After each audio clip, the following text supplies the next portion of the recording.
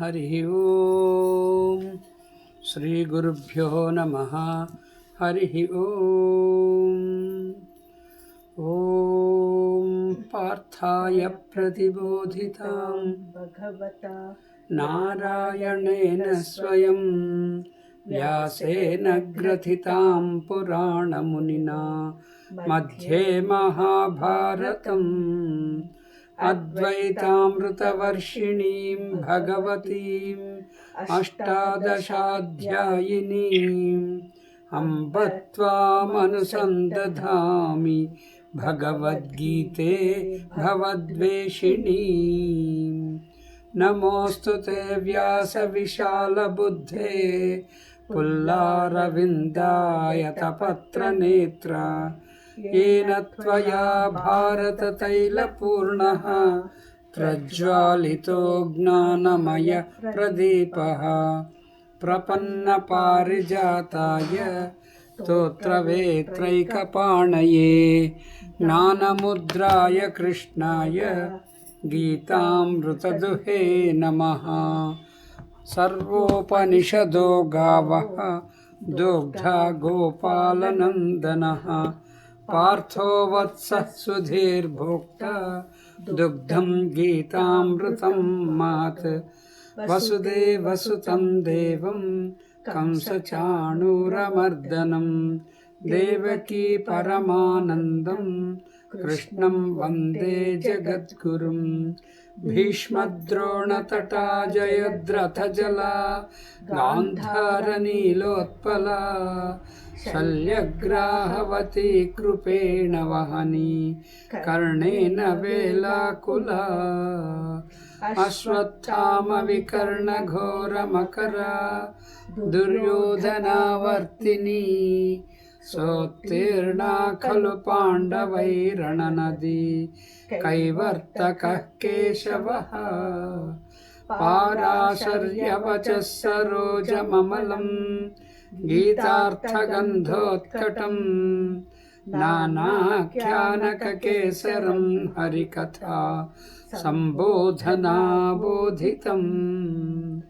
लोके सज्जनषट्पदैरहरः पेपीयमानं मुदा भूयाद्भारतपङ्कजं कलिमल प्रध्वंसिनः श्रेयसे मूकं करोति वाचालं पङ्गुं लङ्घयते गिरिं यत्कृपातमहं वन्दे परमानन्दमाधवम् यं ब्रह्मा वरुणेन्द्ररुद्रमरुतः स्तुन्वन्ति दिव्यैस्तवैः वेदैः साङ्गपदक्रमोपनिषदैः गायन्ति यं सामगाः ध्यानावस्थिततद्गतेन मनसा पश्यन्ति यं योगिनः यस्यान्तं न विदुःसुरासुरगणाः देवाय तस्मै नमः देवाय तस्मै नमः।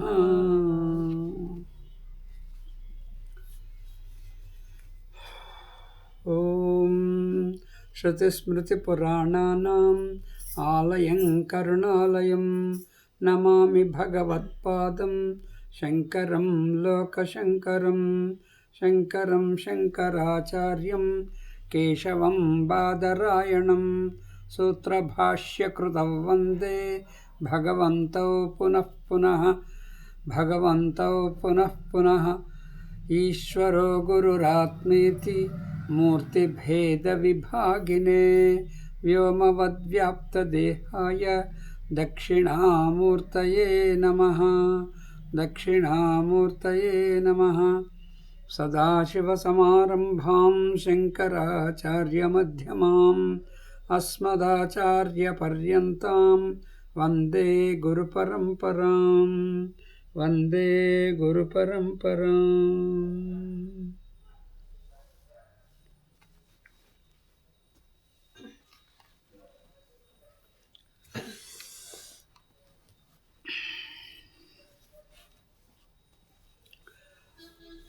ಮೋಕ್ಷಕ್ಕೆ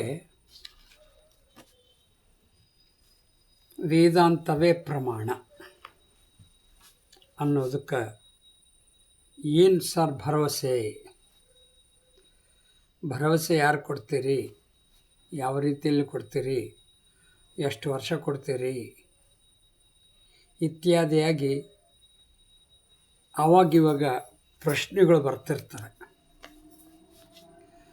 ಆ ಪ್ರಶ್ನೆಗಳ ಚಿಂತನೆಯನ್ನು ಇಲ್ಲಿ ಆಚಾರ್ಯರೇ ತಗೊಂಡ್ಬಿಡ್ತಾ ಇದ್ದಾರೆ. ನನ್ನ ಕಣ್ಣು ನೋಡ್ತದೆ ಅನ್ನೋದಕ್ಕೆ ಏನು ಭರವಸೆ ಕೊಡ್ತೀರಿ? ಕಣ್ಣು ತೆಗಿ, ನಿನಗೆ ಗೊತ್ತಾಗತ್ತೆ. ಅಂದರೆ ತೆಗಿಯೋ ಕೆಲಸ ನೀವು ಮಾಡಬೇಕು, ಕಣ್ಣನ್ನು ಓಪನ್ ಮಾಡೋದು ಕೆಲಸ ನೀವು ಮಾಡಬೇಕು ಅಷ್ಟೇ. ಅರ್ಥಾತ್ ದೃಶ್ಯದ ಬಣ್ಣವನ್ನು ತಿಳಿದುಕೊಳ್ಳಲಿಕ್ಕೆ ಕಣ್ಣೊಂದೇ ಪ್ರಮಾಣ. ಕಣ್ಣನ್ನು ಹೊರತುಪಡಿಸಿ ಬೇರೆ ಯಾವ ಪ್ರಮಾಣವೂ ಕೆಲಸಕ್ಕೆ ಮಾಡೋದಿಲ್ಲ. ಏನು ಗ್ಯಾರಂಟಿ ಸರ್ ಅಂತ ಹೇಳಿದ್ರೆ, ಕಣ್ಣು ತೆಗಿ, ನಿನಗೂ ಗೊತ್ತಾಗತ್ತೆ ಅಂತ. ಹೇಗೋ ಹಾಗೆ ವೇದಾಂತವೇ ಮೋಕ್ಷಕ್ಕೆ ಪ್ರಮಾಣ ಅನ್ನುವಂಥದ್ದು ಹೇಳಿದಾಗ ಏನು ಗ್ಯಾರಂಟಿ ಸಾರ್ ಅಂತ ಕೇಳಿಬಿಟ್ರೆ, ವೇದಾಂತವು ಯಾವ ರೀತಿ ಹೇಳ್ಕೊಡ್ತಾ ಇದೆಯೋ ಆ ರೀತಿ ಹೇಳ್ಕೊಡ್ಲಿಕ್ಕೆ ಬಿಡು, ನೀ ಅದ್ರ ಜೊತೆಗೆ ಬಾ, ಅವಾಗ ನಿನಗೆ ಗೊತ್ತಾಗತ್ತೆ. ಅಂದರೆ ವೇದಾಂತ ಅಧ್ಯಯನದ ಕ್ರಿಯೆಗೆ ನಿನ್ನನ್ನು ಒಳಪಡಿಸ್ಕೊ. ಅಧ್ಯಯನ ಕ್ರಿಯೆ ಅದೊಂದೇ ನಿನಗೆ, ಅಲ್ಲೇ ನಿನಗೆ ಸಿಗುತ್ತೆ, ಬೇರೆ ಎಲ್ಲೂ ನಿನಗೆ ಸಿಗಲಿಕ್ಕೆ ಸಾಧ್ಯ ಇಲ್ಲ. ಹಾಗಾದರೆ ಆ ವೇದಾಂತದಲ್ಲಿ ಏನಿದೆ ಸರ್? ಪದಗಳಿದ್ದಾವೆ ನೋಡಪ್ಪ. ಬರೀ ಪದಗಳಿಲ್ಲ, ಪದಗಳು ಜ್ಞಾನಪೂರಿತವಾದ ಪದಗಳಿದೆ. ಜ್ಞಾನಪೂರಿತವಾದ ಪದಗಳಿದ್ದಾವೆ ಅಂತ ಹೇಳಿದ್ರೆ ಎಲ್ಲ ಪದಗಳು ಜ್ಞಾನಪೂರಿತವಾಗಿ ಇರ್ತಾವಲ್ಲ? ಎಸ್, ಎಲ್ಲ ಪದಗಳು ಜ್ಞಾನಪೂರಿತವೇ. ಆದರೆ ಪ್ರಶ್ನೆಯಲ್ಲಿ ಬರ್ತದೆ ಅಂತ ಹೇಳಿದ್ರೆ, ಸರ್ವೇ ಸಾಮಾನ್ಯವಾಗಿ ವೇದಾಂತವನ್ನು ಹೊರತುಪಡಿಸಿದ ಶಬ್ದಗಳೆಲ್ಲವೂ ಕೂಡ ನನಗೆ ಪರೋಕ್ಷ ಜ್ಞಾನವನ್ನು ಕೊಡುತ್ತದೆ. ಓಕೆ, ಪದಗಳು ಅನ್ಯ ದೃಶ್ಯ ಅನ್ಯ ವಿಷಯ ಜ್ಞಾನವನ್ನು ಕೊಡುವ ಸಮಯದಲ್ಲಿ ಅವು ಶಬ್ದಗಳಾಗಿ ಕೆಲಸ ಮಾಡ್ತವೆ. ಆ ಶಬ್ದವು ಯಾವ ರೀತಿ ಕೆಲಸ ಮಾಡ್ತದೆ? ಪರೋಕ್ಷ ಜ್ಞಾನ ಕೊಡುವುದರಲ್ಲಿ ಕೆಲಸ ಮಾಡ್ತದೆ. ಅರ್ಥಾತ್ ವಿಷಯವು ನನಗಿಂತ ಭಿನ್ನವಿದ್ದಾಗ ನನಗೆ ಶಬ್ದವು ಪರೋಕ್ಷ ಜ್ಞಾನವನ್ನು ನೀಡುತ್ತದೆ. ಅದೇ ವಿಷಯವು ಒಂದು ವೇಳೆ ನಾನೇ ಆಗಿದ್ದರೆ ಆವಾಗ ಅಪರೋಕ್ಷ ಜ್ಞಾನವನ್ನೇ ಕೊಡ್ತದೆ. ಶಬ್ದದ ವಿಷಯ ಅರ್ಥ ಮಾಡ್ಕೊಳ್ಳಿ. ಶಬ್ದದ ವಿಷಯ ನನಗಿಂತ ಬೇರೆಯಾದದ್ದಿದ್ದರೆ ಆವಾಗ ಶಬ್ದವು ಪರೋಕ್ಷ ಜ್ಞಾನವನ್ನು ಕೊಡುತ್ತದೆ. ವಿಷಯವು ಅಂದರೆ ಆ ಶಬ್ದದ ವಿಷಯವು ಒಂದು ವೇಳೆ ನಾನೇ ಆಗಿದ್ದರೆ ಅಲ್ಲಿ ಅಪರೋಕ್ಷ ಜ್ಞಾನವನ್ನೇ ಕೊಡ್ತದೆ. ಸರ್, ಹಾಗಾದರೆ ನಮಗೆ ಸ್ವಲ್ಪ ಅರ್ಥೈಸ್ರಿ ಸರ್. ಪರೋಕ್ಷ ಜ್ಞಾನ ಅಂದ್ರೇನು, ಅಪರೋಕ್ಷ ಜ್ಞಾನ ಅಂದ್ರೇನು? ಪರೋಕ್ಷ ಜ್ಞಾನದಲ್ಲಿ ಈಗಾಗಲೇ ನಾವು ತಿಳಿಸಿದಂತೆ ವಿಷಯವು ನನಗಿಂತ ಅನ್ಯವಾಗಿದೆ. ಒಂದೇ ಒಂದು ಶಬ್ದ ನಿಮಗೆ ಅರ್ಥ, ಡಿಫ್ರೆನ್ಸ್.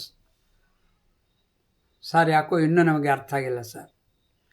ಪರೋಕ್ಷ ಜ್ಞಾನದಲ್ಲಿ ವಿಷಯವು ನನಗಿಂತ ಬೇರೆ ಇದ್ದು ಆ ವಿಷಯಕ್ಕೆ ನಾನು ನನ್ನದೇ ಆದ ಕೆಲವು ಪ್ರಮಾಣಗಳಿಂದ ಸಿದ್ಧಪಡಿಸ್ಕೊಳ್ತೀನಿ. ಆ ಪ್ರಮಾಣಗಳು ಎಂಥದ್ದು? ಪ್ರತ್ಯಕ್ಷ, ಅನುಮಾನ, ಉಪಮಾನ, ಅರ್ಥಾಪತ್ತಿ ಮತ್ತು ಅನುಪಲಬ್ಧಿ ಅಂಥೇಳಿ ಈ 5 ಕೂಡ ನನಗೆ ಪ್ರತ್ಯಕ್ಷ ಲಭ್ಯವಿರುವ ಪ್ರಮಾಣ. ನನಗೆ ಲಭ್ಯ ಇದೆ, ಕಣ್ಣು ಇದೆ, ಪ್ರತ್ಯಕ್ಷವಾಗಿ ನೋಡ್ತದೆ. ಯಾವ್ಯಾವ ಇಂದ್ರಿಯಗಳು ತಮ್ಮದೇ ಆದ ವಿಷಯಗಳ ಹತ್ರ ಹೋದಾಗ ಆ ವಿಷಯಗಳ ಜ್ಞಾನವನ್ನು ಆ ಇಂದ್ರಿಯವೇ ಪಡ್ಕೋತದೆ. ಇದು ಪ್ರತ್ಯಕ್ಷ ಜ್ಞಾನ. ಈ ಪ್ರತ್ಯಕ್ಷ ಜ್ಞಾನವು ಒಂದು ಸ್ವಲ್ಪ ಬದಲಾಯಿಸಿದರೆ, ಏನು ಸ್ವಲ್ಪ ಬದಲಾಯಿಸಬೇಕು?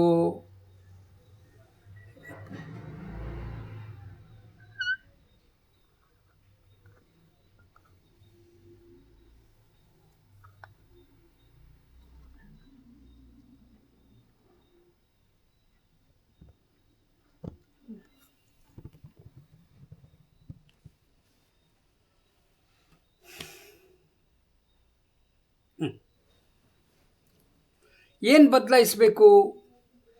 ಯಾವಾಗ ನಾನು ನೋಡಿರ್ತೀನಿ ಅಂತಹ ವಿಷಯವನ್ನೇ ಎಲ್ಲಾದರೂ ನೋಡಿದ್ದೆ ಆದರೆ, ಓಹೋ ಇದು ಆವಾಗ ನೋಡಿದ್ನಲ್ಲ ಅಂಥದ್ದೇ ಇದು. ಈ ರೀತಿಯಾಗಿ ಪೂರ್ವ ಸ್ಮೃತಿಯನ್ನು ನಾನು ಸಾಧನವಾಗಿಟ್ಟುಕೊಂಡು ಹಿಂದಿಂದು ನೆನಪಿಟ್ಟುಕೊಂಡು ಈಗ ಏನಾದರೂ ನೋಡಿ ಇದರಂತೆ ಅದು ಅಂತ ಹೇಳಿದ್ರೆ ಇದಕ್ಕೆ ಉಪಮಾನ ಪ್ರಮಾಣ ಅಂತ ಕರೀತಿದ್ದಾರೆ. ಈ ಉಪಮಾನ ಪ್ರಮಾಣ ಮತ್ತು ಪ್ರತ್ಯಕ್ಷ ಪ್ರಮಾಣ ಈ ಎರಡರಲ್ಲಿ ಏನು ಸರ್ ಡಿಫ್ರೆನ್ಸು ಅಂತ ಹೇಳಿದ್ದೆ ಆದರೆ, ಆ ಡಿಫ್ರೆನ್ಸ್ ಹೇಳ್ತಾ ಇದ್ದಾರೆ. ಒಂದು ಪ್ರತ್ಯಕ್ಷವಾಗಿ ಇದೆ, ಎರಡನೇದು ನಾನು ಹಿಂದಿನ ಸ್ಮೃತಿಯನ್ನು ಆಶ್ರಯಿಸಿಕೊಂಡು ಊಹಿಸಿ ಸಿದ್ಧಪಡಿಸ್ಕೊಂಡಿದ್ದೆ. ಅರ್ಥಾತ್ ಪ್ರತ್ಯಕ್ಷ ಉಪಮಾನದ ಮಧ್ಯದಲ್ಲಿ ಊಹಿಸುವಿಕೆ ಒಂದಿದೆ. ಆ ಊಹಿಸುವಿಕೆಯು ಕೂಡ ಒಂದು ಪ್ರಮಾಣವೇ. ಆ ಊಹಿಸುವುದು ಅನ್ನುವಂಥ ಪ್ರಮಾಣದ ಹೆಸರೇ ಅನುಮಾನ ಪ್ರಮಾಣ. ಹೀಗಾಗಿ ನನಗೆ ಪ್ರತ್ಯಕ್ಷ ಪ್ರಮಾಣ ಒಂದು ಸಿಕ್ತು, ಅನುಮಾನ ಪ್ರಮಾಣ ಒಂದು ಸಿಕ್ತು, ಮತ್ತು ಉಪಮಾನ ಪ್ರಮಾಣ ಒಂದು ಸಿಕ್ತು. ಹಾಗೆ ಸ್ವಲ್ಪ ಮುಂದುವರಿಸಿಕೊಂಡು ಹೋಗಿದ್ದೀವಿ ಅಂತ ಹೇಳಿದ್ರೆ, ಮನೆಯಲ್ಲಿ ಏನಿದೆ ಸರ್? ಬಿಡಪ್ಪ, ಮನೆ ಯಜಮಾನರು ಮನೆ ಬಿಟ್ಟು ಭಾಳ ದಿವಸ ಆಯಿತು, ಮನೆ ಹತ್ರ ಬರಲೇ ಇಲ್ಲ, ಮನೆ ಖಾಲಿ ಇದೆ. ಈಗ ಮನೆ ಖಾಲಿ ಇದೆ ಅಂಥೇಳಿ ನಿನಗೆ ಹೆಂಗೆ ಗೊತ್ತಾಯಿತು? ಮನೆಯಲ್ಲಿ ಯಾರೂ ಇಲ್ಲ ಅನ್ನುವಂಥದ್ದು ಹೇಗೆ ಗೊತ್ತಾಯಿತು? ಹೌದಾ? ಹೇಗೆ ಗೊತ್ತಾಯ್ತು ಅಂತೇಳಿ, ಸರ್ ಮನೆಯಲ್ಲಿ ಯಾರು ಇಲ್ಲ ಸರ್, ಇದೇ ಉತ್ತರ ಕೊಡ್ತಾರೆ. ಅದು ಯಾರು ಇಲ್ಲ ಅನ್ನುವಂಥದ್ದು ಹೇಗೆ ಗೊತ್ತಾಯ್ತು ನನಗೆ? ಅಲ್ಲಿ ಇದ್ದ ಖಾಲಿ ಬಿದ್ದ ಧೂಳು ಬಿದ್ದ ಮನೆಯೇ ನನಗೆ ಪ್ರಮಾಣ. ಏನಾಯ್ತಿಲ್ಲಿ? ಇಲ್ಲದನ್ನು ಇದೆ ಅಂತ ಇಲ್ಲದನ್ನು ಇಲ್ಲವಾಗಿ ಗುರುತಿಸ್ಲಿಕ್ಕೆ ಒಂದು ಪ್ರಮಾಣ, ಅದಕ್ಕೆ ಅನುಪಲಬ್ಧಿ ಪ್ರಮಾಣ ಅಂತ ಕರೀತಾ ಇದ್ದಾರೆ. ಉಪಲಬ್ಧಿ ಇಲ್ಲ, ಅನುಪಲಬ್ಧಿ ಪ್ರಮಾಣ.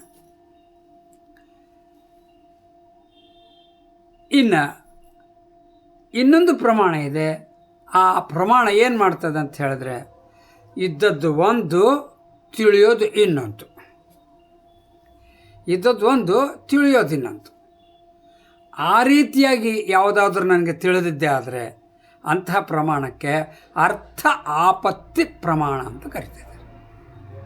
ಅರ್ಥಾಪತ್ತಿ ಪ್ರಮಾಣ. ಹಾಗಾದರೆ ನಮಗೆ 5 ಪ್ರಮಾಣಗಳು ಶಬ್ದ ಸ್ಪರ್ಶ ರೂಪ ರಸಗಂಧಗಳನ್ನು ತಿಳಿದುಕೊಳ್ಳಲಿಕ್ಕಿರುವಂತಹ ಪ್ರಮಾಣ ಯಾವುದಿವು? ಪ್ರತ್ಯಕ್ಷ, ಅನುಮಾನ, ಉಪಮಾನ, ಅರ್ಥಾಪತ್ತಿ, ಅನುಪಲಬ್ಧಿ. ಇವುಗಳು ಏನು ಮಾಡ್ತಾ ಇದ್ದೇವೆ ಅಂದರೆ, ಆ ಪ್ರತ್ಯಕ್ಷ ಪ್ರಮಾಣವನ್ನು ಆಶ್ರಯಿಸಿಕೊಂಡೆ ಮಿಕ್ಕಿರೋ 4 ಕೆಲಸ ಮಾಡ್ತದೆ. ಓಕೆ, ಪಂಚಪ್ರಮಾಣಗಳಲ್ಲಿ ಮೊದಲನೇ ಪ್ರಮಾಣವನ್ನು ಆಶ್ರಯಿಸಿಕೊಂಡು ಮಿಕ್ಕಿರೋ 4 ಕೆಲಸ ಮಾಡ್ತವೆ. ಇರುವುದು ಒಂದು, ಇನ್ನೊಂದು ರೀತಿ ತಿಳಿಯೋದು. ಇರುವುದು ಒಂದು, ತಿಳಿಯೋದು ಇನ್ನೊಂದು. ನಾನು ಶಿರ್ಡಿಗೆ ಹೋಗಿದ್ದೀನಿ, ಎಲ್ಲರೂ ತಿಳ್ಕೊಂಡಿದ್ದಾರೆ ಅಲ್ಲಿ ಬಾಬಾ ನೋಡಿಕೊಂಡು ಅವ್ರ ದರ್ಶನ ಮಾಡ್ಕೊಂಡು ಬರಬೇಕು ಅಂಥೇಳಿ. ಆದರೆ ಜರುಗಿದ್ದೇನು ಅಂತ ಹೇಳಿದ್ರೆ, ನಾನು ಹೋಗಿದ್ದೇ ಬೇರೆ, ಅಲ್ಲಿ ಆಗಿದ್ದೇ ಬೇರೆ. ಏನಾಯಿತು? ಶಿರ್ಡಿಗೆ ಹೋಗೋ ಮುಂಚೆ ಮುಂದೆ ಯಾವುದೋ ಟ್ರೈನ್ ಪ್ರಾಬ್ಲಮ್ ಆಗಿ ಅದು ರೂಟ್ ಚೇಂಜ್ ಮಾಡಿಕೊಂಡು ಮತ್ತೆ ಯಾವುದೋ ರೂಟ್ಗೆ ಹೋದಾಗ ಅಲ್ಲಿ ನಾ ಹೇಳ್ಕೊಂಡು ಅಲ್ಲಿರೋ ದೇವಸ್ಥಾನಗಳನ್ನ ನೋಡ್ಕೊಂಡು ಬಂದೀನಿ. ಇದು ಜರುಗಿದ್ದು. ಈಗ ಎಲ್ಲರೂ ತಿಳ್ಕೊಂಡಿದ್ದೇನು, ಇವರು ಶಿರ್ಡಿಗೆ ಹೋಗಿ ಬಾಬಾ ದರ್ಶನ ಮಾಡ್ಕೊಂಡು ಬರ್ತಾರೆ ಅಂಥೇಳಿ. ಆಗಿದ್ದೇನು, ಊರಿಂದ ಬಂದ ಕೂಡಲೇ ಎಲ್ಲರೂ ಅವ್ರ ಪಾದಕ್ಕೆ ಬಿದ್ದು ನಮಸ್ಕಾರ ಮಾಡಲಿಕ್ಕೆ ಹೋಗಿದ್ರೆ ಅವ ಹೇಳ್ತಾನೆ, ಅಪ್ಪ ನೀವು ತಿಳ್ಕೊಂಡಂತೆ ಅದಾಗಲಿಲ್ಲ. ಅರ್ಥವು ನಾನು ಊಹಿಸಿದಂತೆ ಇಲ್ಲದೆ ಮತ್ತೊಂದು ರೀತಿಯಲ್ಲಿದ್ದರೆ ಅರ್ಥಾಪತ್ತಿ ಅಂತ ಕರೀತೀವಿ. ಒಂದು ದೊಡ್ಡ ಬಿಲ್ಡಿಂಗ್ ಕಟ್ಟಿಸ್ತಾ ಇರ್ತಾರೆ. ಆ ಬಿಲ್ಡಿಂಗ್ ಕಟ್ಟಿಸೋ ಕಾಲಕ್ಕೆ ಬುನಾದಿ ಹಾಕಿರ್ತಾರಲ್ಲ, ಆ ಬುನಾದಿ ಹಾಕಿರೋ ಕಾಲಕ್ಕೆ ನೋಡ್ತೀವಿ ಎಲ್ಲ ಎಷ್ಟೆಷ್ಟು ದೊಡ್ಡ ಇದ್ದಾವೆ. ಬಹುಶಃ ಇವರು ಗೋಡೌನ್ಸ್ ಕಟ್ತಿದ್ದಾರೇನೋ. ಇನ್ನು ಸ್ವಲ್ಪ ಮೇಲೆ ಬರ್ತಾ ಇದ್ರು ಕೂಡ ಇನ್ನೊಂದು ರೀತಿ ವಿಚಾರ ಮಾಡ್ತಾಯಿದ್ರು. ಸಿನಿಮಾ ಮಂದಿರ ಇರ್ಬೋದು ಅಥವಾ ಲಾಡ್ಜ್ ಇರ್ಬೋದು. ಒಂದು ಭಾಳ ದೊಡ್ಡದಿದೆ ಅಂತ ಹೇಳಿದ್ರೆ ಬಹುಶಃ ಇದು ಮದುವೆಗೆ ಕೊಡುವಂಥ ಹಾಲಿರ್ಬೋದು ಇತ್ಯಾದಿಯಾಗಿ ಒಬ್ಬೊಬ್ಬರು ಒಂದೊಂದು ರೀತಿ ತಿಳ್ಕೊಳ್ತಾನೆ ಹೋಗ್ತಾ ಇದ್ದಾರೆ. ನಿಜ ಏನು ಅಂತ ಗುರುತಿಸದೆ, ಈ ನಿಜ ಏನು ಅಂತ ತಿಳಿಯದೆ ಅವರು ಆ ಡೆವಲಪರ್ನೋ ಕೇಳಿದ್ರೆ ಅವನು ಹೇಳಿದ್ದೇ ಬೇರೆ. ಈಗ ಇದಕ್ಕೇನಂತಾರೆ ಅರ್ಥಾಪತ್ತಿ. ಇದ್ದದ್ದು ಒಂದು ಅರ್ಥ, ತಿಳಿದದ್ದು ಮತ್ತೊಂದು. ಅರ್ಥ ಆಯ್ತಾ? ಹಾಗಾದರೆ ಈ ಪಂಚಪ್ರಮಾಣಗಳು ಕೂಡ ತಮ್ಮ ವಿಷಯವನ್ನಷ್ಟೇ ಗ್ರಹಿಸ್ತದೆ ಅನ್ನುವಂಥದ್ದು, ಆ ವಿಷಯಕ್ಕೆ ಅದೇ ಪ್ರಮಾಣ ಅನ್ನುವಂಥದ್ದು ಹೇಗೋ ಹಾಗೇ ಶಬ್ದ ಪ್ರಮಾಣವೇ ನನಗೆ ಮೋಕ್ಷದ ಹಾದಿಯನ್ನು ತಂದುಕೊಡ್ತದೆ ಅಂತ ಹೇಳಿದಾಗ ಆ ಶಬ್ದಗಳಲ್ಲಿ ಎರಡು ರೀತಿ ಬಂತು ಅಂತ ಹೇಳಿದ್ವಿ. ಶಬ್ದಗಳು ಅನ್ಯವಾದ ವಿಷಯಗಳ ಬಗ್ಗೆ ಪರೋಕ್ಷ ಜ್ಞಾನ ಕೊಟ್ಟರೆ, ನಾನೇ ವಿಷಯವಾಗಿದ್ದರೆ ಅಪರೋಕ್ಷ ಜ್ಞಾನ ಕೊಡ್ತದೆ ಅಂತ ನಾವು ಚಿಂತನೆ ಮಾಡಿದ್ವಿ. ಹಾಗಾದರೆ ಪರೋಕ್ಷ ಶಬ್ದದಲ್ಲಿ ಪ್ರಮಾಣವು ನನಗಿಂತ ಅನ್ಯವಾಗಿಯೇ ಇರ್ತದೆ. ಕಣ್ಣು ಬೇರೆನೆ ಮತ್ತು ವಿಷಯವೂ ಬೇರೆನೆ. ಈಗ ಒಂದು ಶಬ್ದ ಹೇಳ್ತೀನಿ, ದಯವಿಟ್ಟು ಅರ್ಥ ಮಾಡ್ಕೊಂಡು ಕೇಳಿ. ನೀವಿದ್ದಿರೋ ಎಲ್ಲೋ, ಓಕೆ, ನೀವಿದ್ದಿರೋ ಇಲ್ಲೋ? ಉತ್ತರ, ನಾ ಇದ್ದೀನಿ ಸರ್. ಏನು ಗ್ಯಾರಂಟಿಯಪ್ಪ, ಏನು ಪ್ರಮಾಣಪ್ಪ ಹೇಳಿ? ಸಿಂಪಲ್ ಕೇಳ್ತಾ ಇದ್ದಾರೆ ಅವರು, ಭಾಳ ಕಷ್ಟವಾದ ಪ್ರಶ್ನೆ ಹಾಕಲಿಲ್ಲ. ನೀ ಇದ್ದಿ ಅನ್ಲಿಕ್ಕೆ ಏನು ಪ್ರಮಾಣ? ತಡ್ರಿ ಸರ್ ನೋಡ್ಕೊಂಡು ಹೇಳ್ತೀನಿ. ಹಂಗೆ ಕಣ್ಣು ಕೆಳಗೆ ಹಾಕಿ ದೇಹ ಎಲ್ಲ ಅಬ್ಸರ್ವ್ ಮಾಡಿ ಹಾಂ ನಾ ಇದ್ದೀನಿ ಅಂತ ಹೇಳಿದ್ರ? ತಡ್ರಿ ಸರ್ ನೋಡ್ಕೊಂಡು ಹೇಳ್ತೇನೆ ಮುಟ್ಕೊಂಡು ಹೌದು ನಾ ಇದ್ದೀನಿ ಅಂತ ಹೇಳಿದ್ರ? ಯಾಕೋ ಇನ್ನೂ ಶಬ್ದ ಬರ್ತಾ ಇಲ್ಲ, ಗುಯ್ ಅಂಥೇಳಿ. ಬಂದಿದ್ರೆ ನಾ ಇದ್ದೀನಿ ಅಂತ ಹೇಳ್ತಿದ್ನೇನೋ, ಶಬ್ದ ಬರ್ತಾ ಇಲ್ಲ ಅಂಥೇಳಿ ಶಬ್ದದ ಗ್ರಹಣೆಯ ಮೂಲಕ ಅಥವಾ ಅಗ್ರಹಣೆಯ ಮೂಲಕ ನಾ ಇದ್ದೀನಿ ಅಂತ ಹೇಳಿದ್ರ? ನಾ ಇದ್ದೀನಿ ಅಂತ ಹೇಳಲಿಕ್ಕೆ ಏನು, ಯಾವ ವಾಸನೆ ನೋಡಿ ಹೇಳಿದ್ರಿ ನೀವು? ಏನು ಗಮ್ಮಂತ ವಾಸನೆ ಬರ್ತದೆ ಸರ್ ನಿಮ್ಮ ಮನೆಗೆ ಬಂದ್ಕೊಳ್ಳಿ. ಅರೆ, ಊದಿನ ಕಡ್ಡಿ ಹಚ್ಚಿದ್ರೆ, ಕರ್ಪೂರ ಬೆಳಗಿದ್ರೆ ಬರ್ತಾವೆ. ಆ ಥರ ನಾ ಇದ್ದೀನಿ ಅನ್ಲಿಕ್ಕೆ ಏನು ವಾಸನೆ ನೋಡ್ಕೊಂಡು ಹೇಳಿದ್ಯಾ ಅಂತ ಕೇಳ್ತಾ ಇದ್ದಾರೆ. ಅರ್ಥಾತ್ ಯಾವ ಪ್ರಮಾಣವನ್ನು ಬಳಸಲಿಲ್ಲ ನೀನು. ಆದ್ದರಿಂದ ಉಪಲಬ್ಧವಾದ ಪ್ರತ್ಯಕ್ಷಾದಿ ಪ್ರಮಾಣಗಳು ಮೋಕ್ಷದ ವಿಚಾರದಲ್ಲಿ ಪ್ರಮಾಣಗಳೇ ಅಲ್ಲ. ಮತ್ತೇನು ಸರ್ ಪ್ರಮಾಣ? ನಿನ್ನೆ ನೋಡಿದ್ವಿ, ಸಮಸ್ಯೆ ನಾನಾಗಿದ್ದರೆ ಪರಿಹಾರವೂ ನಾನು ಅಂತಲೇ ವಿಚಾರ ಬಂದಿತ್ತು. ಹಾಗಾದರೆ ನನ್ನ ಇರುವಿಕೆಯನ್ನು ಗುರುತಿಸಲಿಕ್ಕೆ ಮತ್ತಾವ ಪ್ರಮಾಣವೂ ಅವಶ್ಯಕತೆ ಇಲ್ಲ. ಆದರೆ ನನ್ನ ಇರುವಿಕೆಯೇ ಪ್ರಮಾಣ. ಒಪ್ಕೊಂಡ್ರೆ ಇದರ್ಥ ಆಯ್ತಾ? ನನ್ನ ಇರುವಿಕೆಯೇ ಪ್ರಮಾಣ. ಹಾಗಾದರೆ ನನ್ನ ಇರುವಿಕೆಗೆ ನಾನೇ ಪ್ರಮಾಣ. ಈಗ ಸ್ವಲ್ಪ ಮಣ್ಣನ ಮಿಶ್ರ ಹತ್ರ ಬರ್ತಾ ಇರುವಂಥ ಆಚಾರ್ಯ ಶಂಕರದ ವಿಚಾರ ಮಾಡಿರಿ. ಅಲ್ಲಿ ಗಿಳಿ ಏನು ಹೇಳ್ತಾ ಇತ್ತು? ಆತ್ಮ ಸ್ವತಃ ಪ್ರಮಾಣಂ ಆತ್ಮ ಪರತಃ ಪ್ರಮಾಣಂ ವಾ ಕಿಂ ಅಂತ. ಆತ್ಮನು ಪರತಃ ಪ್ರಮಾಣದಿಂದ ಅಂದರೆ ಅನ್ಯ ಪ್ರಮಾಣದಿಂದ ಸಿದ್ಧವಾಗ್ತದೋ, ತಿಳಿತದೋ, ಪ್ರಾಪ್ತವಾಗ್ತದೋ, ಅಥವಾ ತನ್ನ ಅಸ್ತಿತ್ವವೇ ತನಗೆ ಪ್ರಮಾಣವಾಗಿ ಸ್ವತಃ ಪ್ರಮಾಣದಿಂದ ಲಭ್ಯವಾಗಿದೆಯೋ ಅಂತ ಪ್ರಶ್ನೆ ಹಾಕುತ್ತಿರುವಾಗ ಇವತ್ತಿನ ಈ ಒಂದು ಡಿಸ್ಕಷನ್ ಏನು ಗೊತ್ತಾಯಿತು? ಮೋಕ್ಷವು ಅಂದರೆ ಆತ್ಮವಿದ್ಯೆ ಅಂತ ಹೇಳಿದ್ರೆ, ಹಾಗಾದರೆ ಆತ್ಮನ ವಿದ್ಯೆಯು ಬೇರೆ ವಿಷಯದಂತೆ ವಿದ್ಯೆಯೋ ಅಥವಾ ಸ್ವರೂಪದ ವಿದ್ಯೆಯೋ? ಹಾಗಾದರೆ ಅದಕ್ಕೆ ಸ್ವತಃ ಪ್ರಮಾಣಂ ಅಂತ ಕರೀತಾ ಇದ್ದಾರೆ. ಹೀಗಾಗಿ ಆತ್ಮನ ವಿಚಾರದಲ್ಲಿ ಬೇರೆ ಅನ್ಯ ಪ್ರಮಾಣವು ಬೇಕಾಗಿಲ್ಲ ಸರ್. ಈಗ ನಾನೇ ಇದ್ದೀನಿ ಅಂಥೇಳಿ ಹೇಳೋ ಕಾಲಕ್ಕೆ ಒಂದು ಪ್ರಶ್ನೆ ಹಾಕ್ತೀನಿ, ಹೇಗಿದ್ದೀಯಪ್ಪ? ಉತ್ತರ ಏನು ಕೊಡ್ತೀರಿ? ಹೇಗಿದ್ದೀಯಪ್ಪ ಅಂತ ಹೇಳಿದ್ಕೊಳ್ಳಿ ಏನು ಉತ್ತರ ಕೊಡ್ತೀರಾ? ಹೇಗಿದ್ದೀನಿ ಸರ್. ಹೇಗಿದ್ದೀಯೋ? ಹೀಗಿದ್ದೀನಂದ್ರೆ ಅದು ಹೇಗಿದ್ದೀಯ ಹೇಳು. ಅಥವಾ ಆ ಶಬ್ದವನ್ನು ಇನ್ನೊಂದು ರೀತಿ ಕೇಳ್ತೀನಿ, ಪ್ರಶ್ನೆ ಉತ್ತರ ಕೊಟ್ಬಿಟ್ರೆ ಈಸಿ ಆಗತ್ತೆ. ನೀನು ಯಾರು? ನೀನು ಯಾರು ಅನ್ನೋ ಪ್ರಶ್ನೆಗೆ ಅನೇಕ ಅರ್ಥಗಳು ಕೊಡ್ತಾರೆ, ಸಿಗ್ತವೆ. ಈ ಎಲ್ಲ ಅನೇಕ ಅರ್ಥಗಳು ಕೂಡ ಸ್ವಲ್ಪ ನಾವು ತತ್ವಕ್ಕೆ ಬಂದ್ಬಿಡೋಣಂತೆ. ಏನು ಅನೇಕ ಅರ್ಥಗಳು ಕೂಡ, ಉದಾಹರಣೆ, ನಾನು ತಂದೆ, ಮಗನಿದ್ದರೆ ನಾನು ತಂದೆ, ಮಗನಿಲ್ಲದಿದ್ದರೆ ನಾನು ತಂದೆತ್ವವನ್ನು ಕಳ್ಕೊಳ್ತೀನೇನೋ ಅನ್ನುವಂತಹ ಅಭದ್ರತಾ ಫೀಲಿಂಗ್. ಹೌದು ಇಲ್ಲ ನೋಡ್ರಿ. ನಾನು ಮಗನು, ತಂದೆ ಇದ್ದರೆ ನಾನು ಮಗನು, ತಂದೆ ಇಲ್ಲದೆ ಇದ್ದರೆ ನನ್ನಲ್ಲಿಯ ಆ ಮಗನು ಅನ್ನುವಂಥ ಆ ತತ್ವವು ಕಳ್ಕೊಂಡು ಬಿಡ್ತೀನೋ ಏನೋ.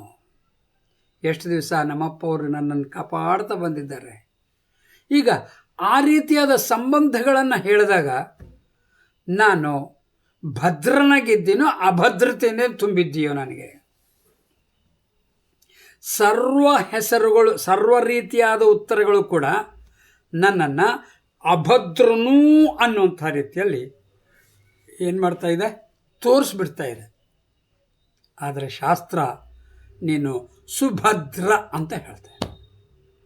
ನೀನು ಅಭದ್ರ ಅಲ್ಲವಪ್ಪ, ನೀನು ಸುಭದ್ರ. ಈ ಸುಭದ್ರ ಶಬ್ದ ಹೇಳಬೇಕಂತ ಹೇಳಿದ್ರೆ ಅನೇಕ ಪ್ರಕ್ರಿಯೆಗಳನ್ನು, ಅನೇಕ ತರ್ಕಗಳನ್ನು, ಅನೇಕ ಶಾಸ್ತ್ರವಾಕ್ಯಗಳನ್ನು, ಅವುಗಳ ವಿಚಾರಗಳನ್ನು ಸರಿಯಾದ ರೀತಿಯಲ್ಲಿ ಸಂಪ್ರದಾಯಬದ್ಧ ರೀತಿಯಲ್ಲಿ ತಿಳಿಸಿದ್ದೇ ಆದರೆ ಆ ಸುಭದ್ರತೆಯು ಸ್ಪಷ್ಟ ಆಗಿಬಿಡ್ತದೆ. ನಾನು ಸುಭದ್ರನೇ, ಅರ್ಥಾತ್ ನಾನು ಯಾರನ್ನೂ ಅವಲಂಬಿಸಲಿಲ್ಲ. ಅವಲಂಬಿಸಿದರೆ ಅಭದ್ರತೆಯನ್ನು ತೋರಿಸಿದಂಗೆ ಆಗುತ್ತೆ.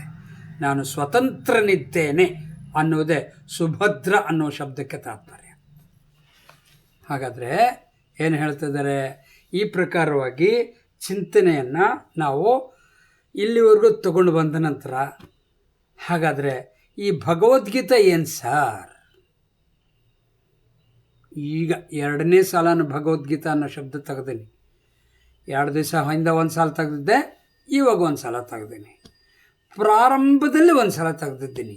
ಯಾಕೆಂತ ಹೇಳಿದ್ರೆ ಪ್ರಾರಂಭದಲ್ಲಿ ನನಗೆ ಏನು ವಿಷಯ ಏನು ಅಂತ ಗೊತ್ತಾಗಬೇಕಾಗಿದೆ, ಆದ್ದರಿಂದ ಭಗವದ್ಗೀತಾ. ಮಧ್ಯದಲ್ಲಿ ಒಂದು ವಿಚಾರವನ್ನು ತಿಳಿಸ್ಲಿಕ್ಕಾಗಿ ಭಗವದ್ಗೀತಾ, ವೇದದ ಸಾರವು, ವೇದಾಂತದ ಉಪನಿಷತ್ತುಗಳ ಸಾರವು ಅನ್ನುವ ರೀತಿಯಲ್ಲಿ ಭಗವದ್ಗೀತೆಯನ್ನು ತಗೊಂಡಿದ್ದೆ. ಈಗ ಒಂದು ಶಬ್ದ ತಗೊಳ್ತಾ ಇದ್ದೀನಿ. ಆ ಭಗವದ್ಗೀತಾ ಅಂದ್ರೆ ಏನು ಸರ್ ಅಂದರೆ, ಇದೇ ಜ್ಞಾನ ಸಾಧನ. ಆವಾಗಲಿದ್ದ ಕೇಳ್ತಿದ್ರಲ್ಲ, ಹಾಗಾದರೆ ಆತ್ಮಜ್ಞಾನಕ್ಕೆ ಸಾಧನ ಏನು ಸರ್? ಮೋಕ್ಷಕ್ಕೆ ಸಾಧನ ಏನು ಸರ್? ಈ ಮೋಕ್ಷಕ್ಕೆ ಸಾಧನ ಭಗವದ್ಗೀತಾ. ಇದು ವೇದದಂತೆ ವಿಶಾಲವಾಗಿಲ್ಲ, ಅಷ್ಟು ವಿಶಾಲವಾಗಿಲ್ಲ. ವೇದಗಳು ಎಷ್ಟು ವಿಶಾಲವೋ ಅಷ್ಟು ವಿಶಾಲವಾಗಿಲ್ಲ. ಆದರೆ ಈ ಭಗವದ್ಗೀತಾ ವೇದದಲ್ಲಿ ಹೇಳಿರುವಂಥ ವಿಷಯಗಳನ್ನೇ ನಮಗೆ ಅರ್ಥವಾಗುವಂತೆ ಹೇಳ್ತಾ ಇದೆ, ಸುಲಭ ರೀತಿಯಲ್ಲಿ ತಿಳಿಸ್ತಾ ಇದೆ. ಆದ್ದರಿಂದ ವೇದವನ್ನು ನಾನು ಶಾಸ್ತ್ರ ಅಂತ ಮಾತಾಡಿದ್ದೆ, ಆದರೆ ಭಗವದ್ಗೀತೆಯು ಅದನ್ನೇ ಪ್ರತಿಪಾದಿಸ್ತಾ ಇರೋದ್ರಿಂದ ಇದಕ್ಕೆ ಹೆಸರು ಗೀತಾಶಾಸ್ತ್ರ. ಓಕೆ, ಇದರ ಹೆಸರೇನೀಗ ಗೀತಾಶಾಸ್ತ್ರ. ಯಾಕೆ? ಗೀತೆಯನ್ನು ಶಾಸ್ತ್ರವನ್ನೇ ಪ್ರತಿಪಾದಿಸ್ತದೆ. ತಸ್ಮಾತ್ ಭಗವದ್ಗೀತಾ ಗೀತಾಶಾಸ್ತ್ರ. ಈ ಭಗವದ್ಗೀತೆಯಲ್ಲಿ ನಮಗೆ 18 ಅಧ್ಯಾಯಗಳಿದ್ದಾವೆ, 700 ಶ್ಲೋಕಗಳಿದ್ದಾವೆ. ಇಂತಹ ಈ ಭಗವದ್ಗೀತಾ ಶಬ್ದದಲ್ಲಿ 2 ಪದಗಳಿದ್ದಾವೆ. ಭಗವದ್ಗೀತಾ ಅನ್ನುವಂಥದ್ದು ಯಾಥದ್ದು 700 ಶ್ಲೋಕಗಳಿಂದ ಇರುವಂತಹ ಈ ಒಂದು ಭಗವದ್ಗೀತಾ ಗ್ರಂಥವು 18 ಅಧ್ಯಾಯಗಳಿಂದ ಕೂಡಿರುವಂತಹ ಈ ಭಗವದ್ಗೀತೆಯು 2 ಶಬ್ದಗಳಿಂದ ಕೂಡಿದೆ, 2 ಪದಗಳು. ಏನಪ್ಪ? ಒಂದು ಭಗವತ್, ಇನ್ನೊಂದು ಗೀತಾ. ಗೀತಾ ಅಂತ ಹೇಳಿದ್ರೆ ಗಾನ ಮಾಡಲ್ಪಟ್ಟದ್ದು ಅನ್ನುವಂಥ ಒಂದು ಅರ್ಥ.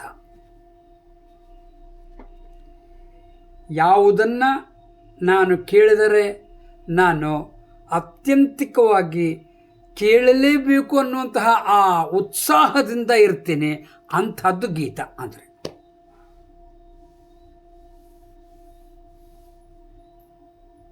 ಈ ಗೀತ ಅಂದರೆ ಹಾಡಲ್ಪಟ್ಟದ್ದು. ಯಾರು ಹಾಡಿದ್ದಾರೆ ಸರ್? ಸ್ವಯಂ ಭಗವಾನ್, ಭಗವಂತನೇ ಹಾಡಿದ ಗೀತ, ಆದ್ದರಿಂದ ಭಗವದ್ಗೀತಾ.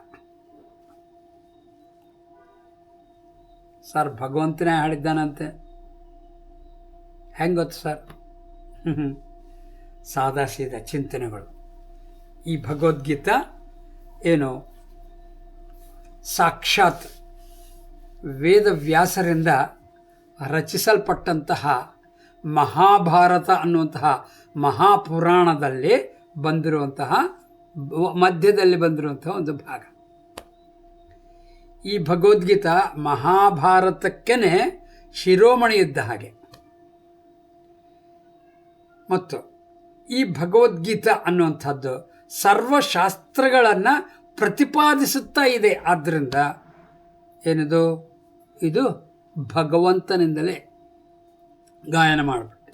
ಯಾಕೋ ಸರ್ ನಮಗಿನ್ನೂ ಅದು ಕ್ಲಿಯರ್ ಆಗ್ತಾಯಿಲ್ಲ. ವ್ಯಾಸ ಮಹರ್ಷಿಗಳು, ಸರ್ವಜ್ಞರಾಗಿರುವಂತಹ ವ್ಯಾಸ ಮಹರ್ಷಿಗಳು ಕೃಷ್ಣನನ್ನು ಭಗವಂತ ಅಂಥೇಳಿ ಅಲ್ಲಿ ಏನೋ ವಿಚಾರ ಕೊಟ್ಟಿದ್ದಾರೆ. ಅಂಥೇಳಿದ್ಮೇಲೆ ಕೃಷ್ಣನೇ ಇಲ್ಲಿ ಭಗವಂತನಾಗಿ, ಆ ಕೃಷ್ಣನೇ ಹಾಡಿರುವಂತಹ ಹಾಡು ಯಾವುದಾವುದು? ಭಗವದ್ಗೀತಾ. ಸರ್ ಇಷ್ಟು ಸಲ ಭಗವದ್ಗೀತಾ ಅಂತ ಹೇಳ್ತಿದ್ದಾರೆ. ಗೀತಾ ಅಂದರೆ ಭಗವತ್ ಅಂದ್ರೆ ಏನು ಸರ್? ಭಗತ್ ಸಿಂಗಿನ ಮುತ್ತಜ್ಜನೋ ಭಗವತ್ ಅಂತ ಹೇಳಿದ್ರು? ಅಪ್ಪ ಹಾಗಿಲ್ಲ. ಆ ಭಗವತ್ ಶಬ್ದಕ್ಕೆ ತಾತ್ಪರ್ಯ ಏನಿದೆ ಅಂತ ಹೇಳಿದ್ದೆ ಆದರೆ, ಭಗಃ ಅಸ್ಯ ಅಸ್ತಿ ಇತಿ ಭಗವಂತಃ, ಭಗವಾನ್ ಅಥವಾ ಭಗವತ್ ಶಬ್ದಕ್ಕೆ ಭಗಃ ಅಸ್ಯ ಅಸ್ತಿ ಇತಿ.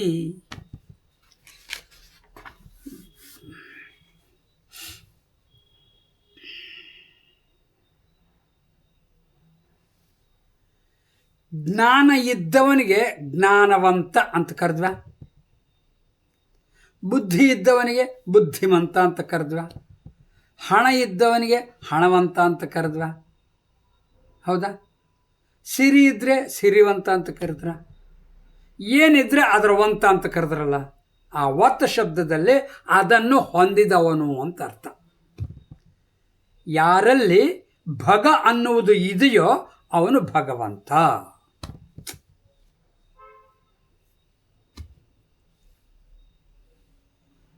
ಸರ್ ಸಿರಿವಂತ ಗೊತ್ತಾಯಿತು, ಹಣವಂತ ಗೊತ್ತಾಯಿತು, ಬುದ್ಧಿವಂತ ಗೊತ್ತಾಯಿತು, ಜ್ಞಾನವಂತ ಗೊತ್ತಾಯಿತು, ಭಗವಂತ ಗೊತ್ತಾಗಿಲ್ಲ. ಅಂದರೆ ಅವುಗಳಲ್ಲಿ ಯಾವುದೋ ಒಂದು ವಿಷಯ ಇದೆ ಅಂತ ಗೊತ್ತಾಯ್ತಲ್ಲ. ಹಾಗೆ ಭಗ ಅಂದ್ರೆ ಏನು ಸರ್?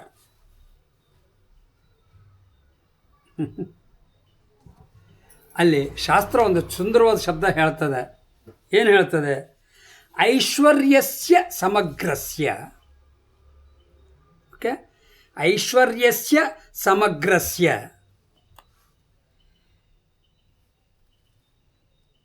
ವೀರ್ಯಸ್ಯ ಯಶಸ್ಸಃ. ಇನ್ನೊಮ್ಮೆ ಹೇಳ್ತೀನಿ.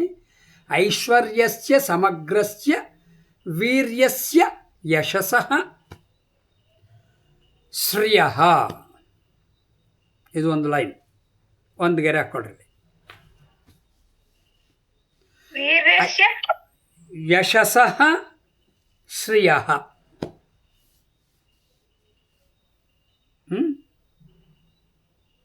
ಇನ್ನು ಎರಡನೇ ಸಾಲಿಗೆ ಜ್ಞಾನ ವೈರಾಗ್ಯಯೋಶ್ಚೈವ. ಜ್ಞಾನ ವೈರಾಗ್ಯಯೋಶ್ಚೈವ.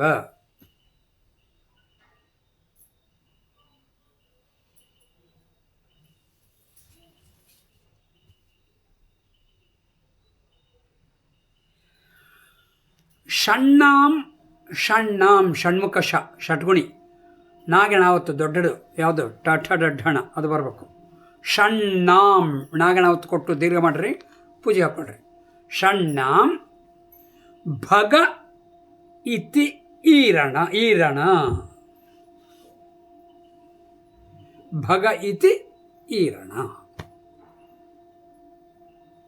ಭಗ ಅಂದರೆ ಇವು ಆರು ಇರ್ಬೇಕು ನೋಡು ಅಂತ ಹೇಳ್ತಿದ್ದಾರೆ. ಓಕೆ, ಯಾವ್ಯಾವ ಸರ್ ಆರು ಅಂತ ಹೇಳಿದ್ರೆ ಸರ್ವಾಧಿಪತ್ಯ, ಎರಡನೇದು ಬಂದು ಶಕ್ತಿ, ಮೂರನೇದು ಬಂದು ಶ್ರೀ,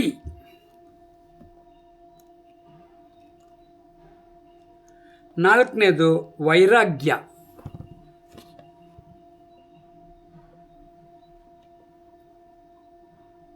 ಐದನೇದು ಯಶಸ್, ಆರನೇದು ಮತ್ತು ವಿದ್ಯಾ.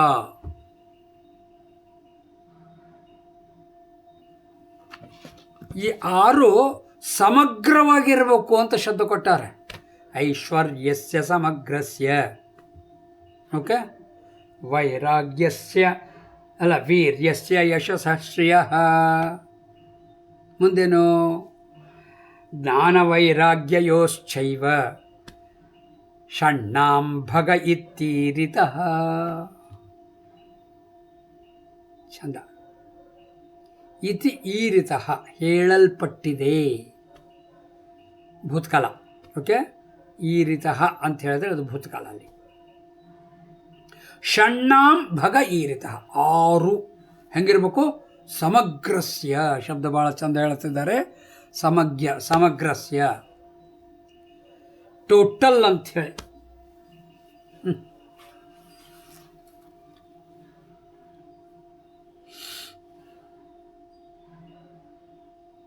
ಇವುಗಳನ್ನು ಇನ್ನೊಂದು ರೀತಿಯಲ್ಲಿ ಅಂದರೆ ಬೇರೆ ಪದಗಳಿಂದಲೂ ಹೇಳ್ತಾರೆ ಇದನ್ನೇ.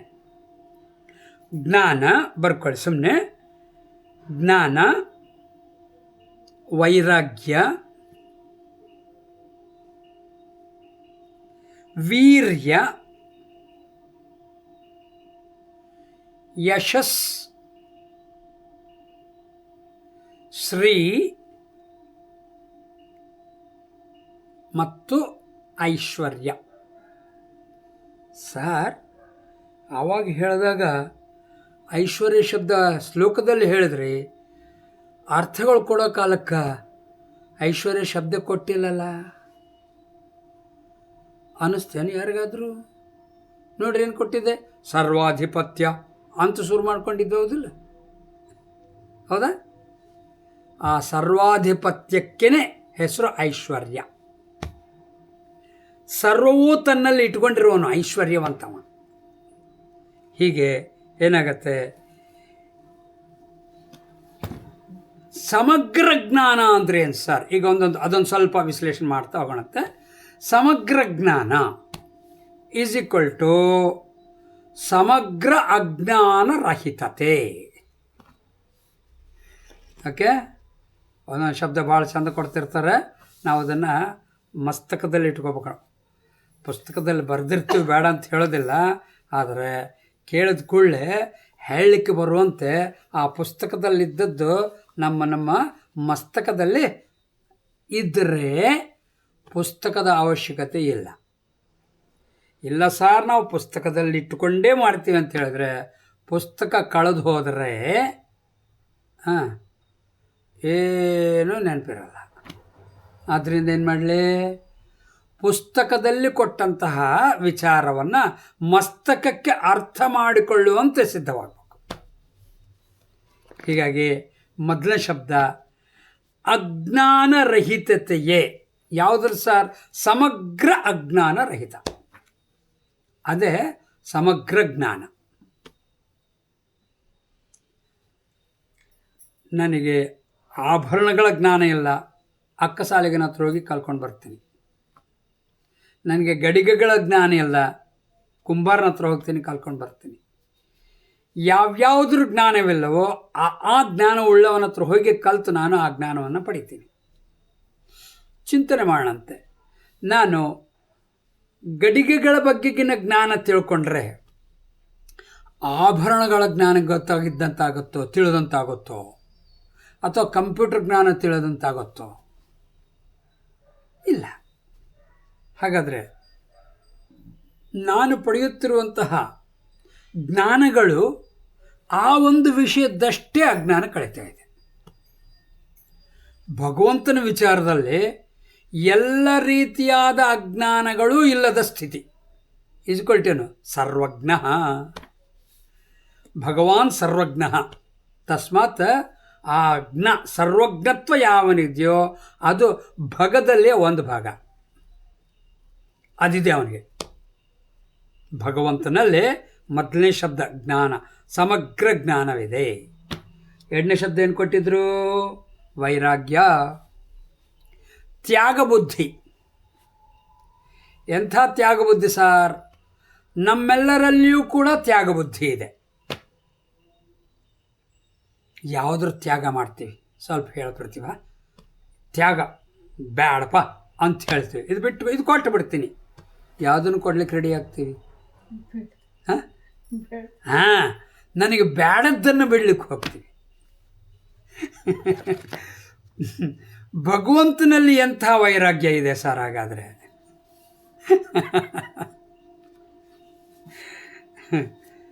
ಬೇಕಾಗಿದ್ದು ಬೇಡದ್ದು ಎರಡೂ ಕೂಡ ಏನೋ ಅಭಿವ್ಯಕ್ತವಾದ ನನ್ನದೇ ಸ್ವರೂಪ. ಆದ್ದರಿಂದ ಸರ್ವವೂ ಕೂಡ ನನ್ನನ್ನು ಬಿಟ್ಟು ಬೇರೆ ಇಲ್ಲೇ ಇಲ್ಲ ಅನ್ನುವಂಥ ಆ ವೈರಾಗ್ಯ, ಸರ್ವ ವೈರಾಗ್ಯ ಅಂತ. ಇಸ್ಕೊಳ್ತೇನು? ನಮ್ಮೆಲ್ಲರ ವೈರಾಗ್ಯವನ್ನು ಒಟ್ಟುಗೂಡಿಸಿದರೆ ಅವನ ವೈರಾಗ್ಯ ನೋಡು. ಯಾಕೆ ಹಿಂಗೆ ಹೇಳಿದ್ದಾರೆ? ನಮ್ಮೆಲ್ಲರ ವೈರಾಗ್ಯವು ಈಗ ಹೇಳಿದಂತೆ ಬೇಡದ್ದನ್ನಷ್ಟೇ ಬಿಡುವುದಷ್ಟೇ ಅಲ್ಲ, ವಿವೇಕದಿಂದ ಅವುಗಳ ಅಸ್ತಿತ್ವದಲ್ಲಿಯ ಸುಖಭಾವವು ಇಲ್ಲ ಅಂತ ಗುರುತಿಸುವುದು, ಅದು ಕೂಡ ವೈರಾಗ್ಯವೇ.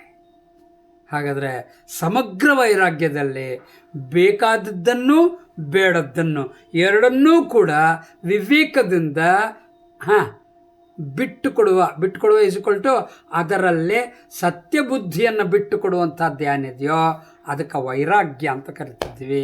ಅದು ಸಮಗ್ರವಾಗಿದೆ ಭಗವಂತನಲ್ಲಿ. ಈ ಪ್ರಕಾರವಾಗಿ ವೈರಾಗ್ಯವು ಜ್ಞಾನವು ಎರಡೂ ಸಮಗ್ರವಾಗಿದೆ. ಮೂರನೇದು ಬರ್ತಾ ಇದೆ ವೀರ್ಯ. ವೀರ್ಯ ಈಸ್ ಈಕ್ವಲ್ ಟು ಸಿಂಪಲ್ಗೆ ಹೋಗ್ಬಿಡಂತೆ ಸೃಷ್ಟಿ ಸ್ಥಿತಿ ಲಯವನ್ನು ಮಾಡುವಂತಹ ಸಾಮರ್ಥ್ಯ. ವೀರ್ಯ ಶಬ್ದಕ್ಕೆ ಅರ್ಥ ಸೃಷ್ಟಿ ಸ್ಥಿತಿ ಲಯಗಳನ್ನು ಮಾಡುವಂತಹ ಸಾಮರ್ಥ್ಯ. ಅದು ಭಗವಂತನಲ್ಲಿ ಇದೆ, ಸಂಪೂರ್ಣವಾಗಿದೆ. ಯಾವಾಗ ಬೇಕಾದರೂ ಸೃಷ್ಟಿ ಮಾಡ್ತಾನೆ, ಯಾವಾಗ ಬೇಡ ಅಂದರೂ ಅದನ್ನು ತನ್ನಲ್ಲಿ ಒಂದು ಮಾಡ್ಕೊಂಡು ಬಿಡ್ತಾನೆ. ಇಂತಹ ಸಮಗ್ರವಾದ ವೀರ್ಯತ್ವವು ಯಾವನಿಗಿದೆಯೋ, ಸರ್ ನಾನೇ ಸೃಷ್ಟಿ ಮಾಡ್ತೀನಲ್ಲ ಸರ್, ಏನು ಸೃಷ್ಟಿ ಮಾಡಿದ್ಯೋ? ಈಗ ಹೋಗ್ತೀನಿ, ಇದು ಬೇಕಂತ ಹೇಳ್ತೀನಿ, ಬಂದುಬಿಡ್ತದೆ ಸರ್. ಎ ಐನ ಸೃಷ್ಟಿ ಮಾಡಿದ್ದಿಲ್ಲ. ನಾವೇ ಮಾಡಿದ್ದೀವಿ ಸರ್, ನಮ್ಮಂಥವ್ರೆ ಯಾರೋ ಮಾಡಿದ್ರು ಸರ್ ಎ ಐ.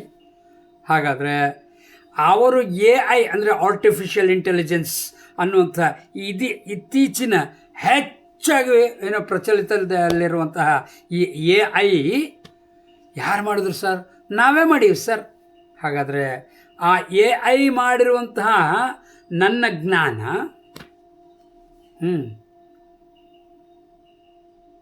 ಚಿಂತನೆ ಮಾಡಿ, ಅನೇಕ ಅನರ್ಥಗಳಿಗೂ ಕೂಡ ಒಳಪಡ್ತಾ ಇದೆ ಅಂತ ಹೇಳಿದ್ರಲ್ಲ. ಹಾಗಾದರೆ ಸೃಷ್ಟಿ ಮಾಡೋ ಶಕ್ತಿ ಇದೆ, ಬೆಳೆಸ್ಕೊಂಡು ಹೋಗೋ ಶಕ್ತಿ ಇದೆ, ಅದನ್ನು ನಾಶ ಮಾಡೋ ಶಕ್ತಿನೂ ಇದೆ. ಯಾರಿಗೆ? ನಮಗೆ. ಆದ್ದರಿಂದ ನಾವೆಲ್ಲರೂ ಯಾರು? ವೀರ್ಯವಂತರೇ. ಓಹೋ, ಏನು ಸರ್ ಹಾಗೆ ಹೇಳ್ತೀರಿ? ಎಸ್, ಮಕ್ಕಳನ್ನ ಹುಟ್ಟಿಸೋ ಕೆಲಸನೂ ಗೊತ್ತು, ಅಬಾರ್ಷನ್ ಮಾಡಿಸೋ ಕೆಲಸನೂ ಗೊತ್ತು. ವೀರ್ಯಂ ಸರ್. ಆ ರೀತಿಯಾದ ಚಿಂತನೆಯಲ್ಲಿ ತಂದು ನಮ್ಮ ಮನಸ್ಸನ್ನು ಆಚೆ ಈಚೆ ಹೋಗದಂತೆ ಮಾಡಿಕೊಳ್ಳಿಕ್ಕೆ ಮೊದಲೇ ಶಬ್ದ ಕೊಟ್ಟಿದ್ದೀನಿ. ಏನು? ಸೃಷ್ಟಿ ಸ್ಥಿತಿ ಲಯ. ಇಡೀ ವಿಶ್ವವನ್ನೇ ಸೃಷ್ಟಿ ಸ್ಥಿತಿ ಲಯ ಮಾಡುವಂತಹ ಶಕ್ತಿ ಅವನಿಗಿದೆಯೋ ಅಂಥವನಿಗೆ ಭಗವಂತ ಅಂತ ಕರಿತಾ ಇದ್ದೆ. ಹಾಗಾದರೆ ಭಗವಂತನಿಗೆ ಎಷ್ಟು ಬಂದು ಶಬ್ದಗಳು? ಎಷ್ಟು ಎಷ್ಟು ವಿಷಯಗಳು ಬಂದು? ಜ್ಞಾನ, ವೈರಾಗ್ಯ, ವೀರ್ಯ. 4ನೇ ಶಬ್ದ ಏನು ಬಂತಪ್ಪ? ವೀರ್ಯ ಆದಮೇಲೆ ಯಶಃ.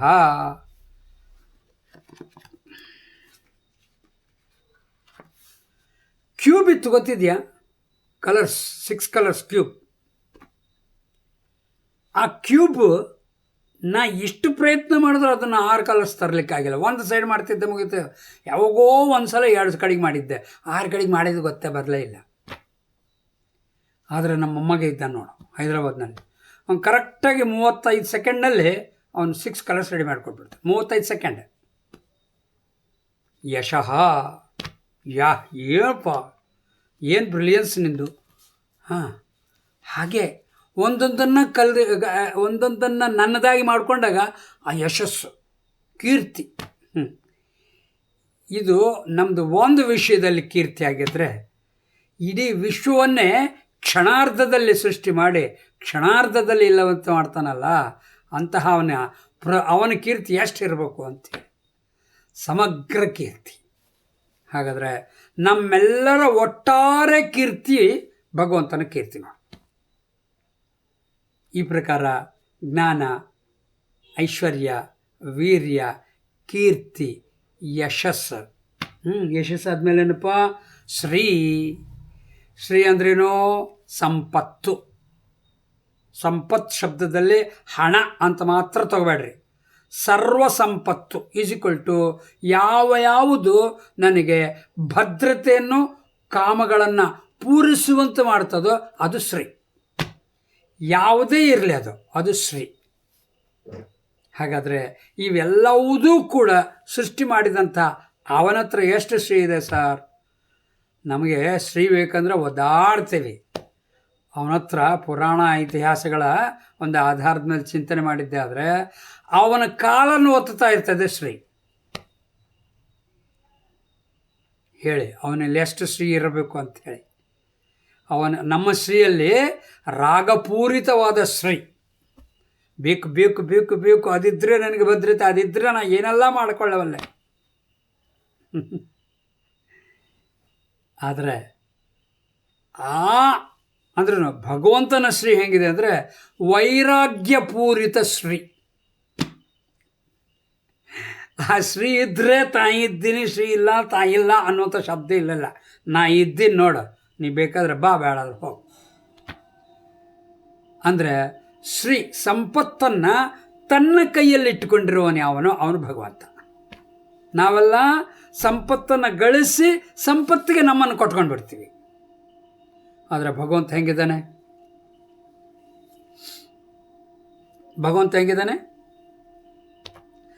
ಸಂಪತ್ತನ್ನು ತನ್ನ ಕೈಯಲ್ಲಿ ಇಟ್ಕೊಂಡಿದ್ದಾನೆ. ಆದ್ದರಿಂದ ಅವನ ಹೆಸರೇನು? ಭಗವಂತ. ಹಾಗಾದರೆ ಏನು ಬಂತು? ಜ್ಞಾನ, ವೈರಾಗ್ಯ, ವೀರ್ಯ, ಕೀರ್ತಿ ಅಥವಾ ಯಶಸ್ಸು, ಶ್ರೀ. 6ನೇ ದಿನಪ್ಪ, ಕೊನೆಯದೊಂದು ಬಿಟ್ರಲ್ಲ. ಹೇಳಿ, ಏನು? ಐಶ್ವರ್ಯ. ಸರ್ವಾಧಿಪತ್ಯ ಅಂತ ಶಬ್ದ ಕೊಟ್ಟಿದ್ದೆ ನಾನು. ಏನು ಸರ್ವಾಧಿಪತ್ಯಕ್ಕೆ ಶಬ್ದ? ಎಲ್ಲವುದರ ಅಧಿಪತಿ. ರಾಜರಿಗೆ ರಾಜ ಚಕ್ರವರ್ತಿ, ಚಕ್ರವರ್ತಿಗಳ ಚಕ್ರವರ್ತಿ ಯಾರು? ಭಗವಂತ. ಹೀಗೆ ಈ ಭಗವಂತನಿಂದ ಗಾನ ಮಾಡಿರುವಂಥದ್ದು ಯಾವುದೋ ಅದು ಭಗವದ್ಗೀತಾ. ಏನು ಸರ್ ಏನೇನೋ ಹೇಳಿದ್ರು ಅಂತೇಳಿ, ಏನು ಹೇಳಿಲ್ಲಪ್ಪ. ಭಗವದ್ಗೀತಾ ಶಬ್ದದ ತಾತ್ಪರ್ಯವನ್ನು ಹೇಳ್ತಾ ಇದ್ದೆ. 2 ಶಬ್ದಗಳು. ಆದರೆ ಇದು ಒಂದು ರೀತಿಯಾದ ಅರ್ಥ ಆಗಿದ್ದರೆ ಇನ್ನೊಂದು ಅರ್ಥವನ್ನು ಕೂಡ ನಾವು ನೋಡಬೇಕಾಗತ್ತೆ. ಯಾವ ಗೀತೆಯ ವಿಷಯವು ಭಗವಂತನೇ ಆಗಿದೆಯೋ ಅದು ಭಗವದ್ಗೀತಾ. ಓಕೆ, ಈಗ ಏನು ಮಾಡ್ತೀವಿ ಅಂತ ಹೇಳಿದ್ರೆ, ಲಂಬೋದರ ಲಕುಮಿಕರ ಅಂಬಾಸುತ ಅಮರ ವಿನುತ ಲಂಬೋದರ ಲಕುಮಿಕರ ಶ್ರೀ ಗಣನಾಥ ಸಿಂಧೂರಾವರ್ಣ ಕರುಣ ಸಗರ ಕರಿವದನ ಲಂಬೋದರ ಲಕುಮಿಕರ. ಇದ್ರ ವಿಷಯ ಏನು? ಗಣಪತಿ. ಈ ಗಾನದಲ್ಲಿ ಸರಸ್ವತಿ ಬರೋದೇ ಇಲ್ಲ ನೋಡ್ರಿ, ಇದರಲ್ಲಿ ಸರಸ್ವತಿ ಬರಲಿಲ್ಲ, ಹೌದಾ? ಹಾಂ, ಶಾರದೆ ಶಾರದೆ, ಹಾಂ, ಗೊತ್ತಿಲ್ಲ. ಓಹೋ, ಓಕೆ. ಈಗ ಶಾರದೆ ಶಾರದೆ ಅನ್ನೋದ್ರಲ್ಲಿ ಗಣಪತಿ ಇಲ್ಲ, ಸೂರ್ಯ ಇಲ್ಲ. ಸೂರ್ಯನಿಗೆ ಯಾವುದಾದ್ರೂ ಒಂದು ಹೇಳಿ. ಸೂರ್ಯಂದು ಪ್ರಭಾಕರ ನಮೋಸ್ತುತೆ ಬರ್ತದಲ್ಲ,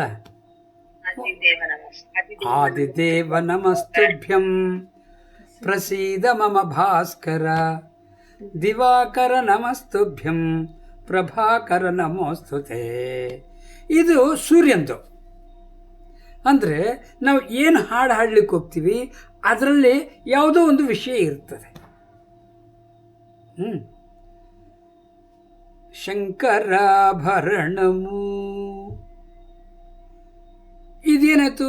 ಶಂಕರನಿಗೆ ಆಭರಣವು ಯಾವುದೋ ಅದು ಶಂಕರಾಭರಣ. ಈಗ ಹೇಗೋ ಹಾಗೆ ಯಾವ ಗೀತೆಯಲ್ಲಿ ಸಮಗ್ರವಾದ ಜ್ಞಾನ, ಐಶ್ವರ್ಯ, ವೀರ್ಯ, ಕೀರ್ತಿ ಅಥವಾ ಯಶಸ್ಸು, ಶ್ರೀ ಮತ್ತು ಕೊನೆಯದು 6ನೇದು ಟಕ್ಕಂತ ಬರ್ಬೇಕು, ಐಶ್ವರ್ಯ. ಐಶ್ವರ್ಯ ಇವೆಲ್ಲವೂ ಸಮಗ್ರವಾಗಿದೆಯೋ ಅವನೇ ವಿಷಯವಾಗಿದ್ದಾನೆ ಅಂತ ಹೇಳಿದ್ರೆ ಭಗವದ್ಗೀತೆಯಲ್ಲಿ ಏನಿಲ್ಲ ಅಂತ ನೋಡ್ಬೇಕೀಗ. ಭಗವದ್ಗೀತೆಯ ವಿಷಯ ಏನು? ಸಮಗ್ರವಾದ ಜ್ಞಾನವು, ಸಮಗ್ರವಾದ ಐಶ್ವರ್ಯವು, ಸಮಗ್ರವಾದ ವೈರಾಗ್ಯವು, ಸಮಗ್ರವಾದ ವೀರ್ಯವು, ಸಮಗ್ರವಾದ ಯಶಸ್ಸು, ಸಮಗ್ರವಾದ ಸಂಪತ್ತು. ನಿಂಗೆ ಏನು ಬಿಟ್ಟು ಹೋಗಿದೆ ಅಂತ ನಾನು ಕೇಳ್ತಿದ್ದೇನೆ. ಹಾಗಾದರೆ ಭಗವದ್ಗೀತಾ ಸಮಗ್ರವಾದ ವೇದದ ಸಾರವನ್ನೇ ನನಗೆ ಕೊಡ್ತಾ ಇದೆ. ಪುತ್ರಕಾಮೇಷ್ಟಿ ಯಾಗ ಮಾಡಿದರೆ ಮಕ್ಕಳು ಸಿಗ್ತವೆ, ಅಗ್ನಿಷ್ಠೋಮವನ್ನು ಮಾಡಿದರೆ ಸ್ವರ್ಗ ಪ್ರಾಪ್ತಿ ಆಗ್ತದೆ, ಅಶ್ವಮೇಧವನ್ನು ಮಾಡಿದರೆ ಇಂದ್ರನಾಗ್ತೇನೆ. ಅಂತಹ ಇಂದ್ರನಾಗಲಿಕ್ಕೆ ಬೇಕಾಗಿರುವಂತಹ ಅಶ್ವಮೇಧಗಳಿಗೆ ಶತಪಟ್ಟು ಮಾಡಿದರೆ, ಅಂದರೆ 10,000 ಅಶ್ವಮೇಧಗಳು ಮಾಡಿದ್ರೆ ಬ್ರಹ್ಮಲೋಕಕ್ಕೆ ಹೋಗ್ತೀನಿ. ಬ್ರಹ್ಮಲೋಕಕ್ಕೆ ಹೋದಾಗ ವಿಷ್ಣುಲೋಕಕ್ಕೆ ಹೋಗಲ್ಲ ಅಂತ ಕೊರತೆ ಹಂಗೆ ಉಳಿತು, ಶಿವಲೋಕಕ್ಕೆ ಹೋಗಿಲ್ಲ ಅಂತ ಕೊರತೆ ಹಂಗೆ ಉಳಿತು, ಇಂದ್ರನಾಗಿದ್ದಾಗ ವಿಷ್ಣು ಆಗಲಿಲ್ಲ ಅನ್ನುವಂಥ ಕೊರತೆ ಹಾಗೆ ಇತ್ತು.